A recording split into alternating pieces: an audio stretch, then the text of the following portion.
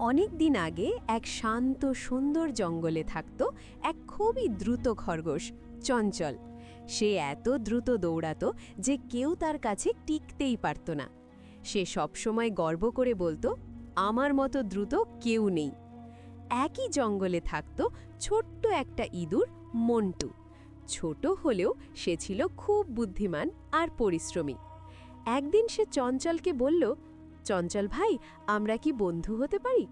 চঞ্চল হেসে বলল, তুমি এত ছোট, তুমি তো আমার সাথে দৌড়াতেই পারবে না, বলে সে চলে গেল। কিন্তু হঠাৎ একদিন খবর এলো, এক ভয়ঙ্কর শিকারী জঙ্গলে আসছে। সে জাল পেতে প্রাণীদের ধরে নিয়ে যায়।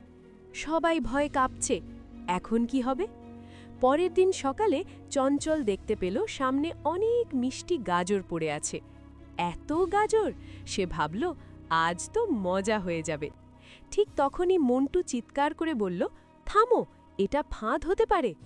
কিন্তু চঞ্চল কি শুনল? না। সে গাজর খেতে যেতেই ধপ, ওপর থেকে জাল পড়ে গেল। চঞ্চল ফেঁসে গেল। সে চিৎকার করতে লাগল, বাঁচাও, আমাকে বাঁচাও! সবাই ভয়ে লুকিয়ে পড়ল। কেউ এগিয়ে এলো না। এবার কি চঞ্চল বাঁচবে? মন্টু একা এগিয়ে এলো। সে বলল, আমি তোমাকে বাঁচাবো। শিকারি আসার আগেই সে নিজের দাঁত দিয়ে জাল কাটতে শুরু করল। সময় ফুরিয়ে যাচ্ছে, শিকারি আসছে।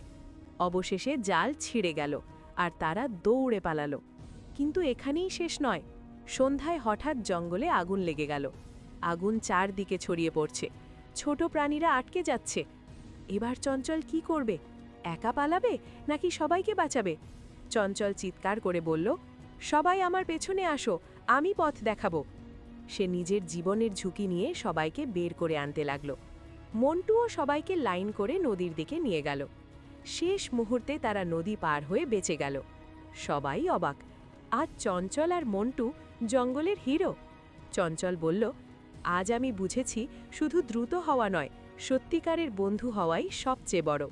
মন্টু হাসল, আর সেদিন থেকে জঙ্গলের নতুন কথা চালু হলো। বন্ধুত্বের শক্তি আর বুদ্ধি একসাথে থাকলে কোনো বিপদই বড় নয়। বন্ধুরা, ভিডিওটা যদি ভালো লাগে তাহলে প্লিজ একটা লাইক আর সাবস্ক্রাইব করতে ভুলবেন না।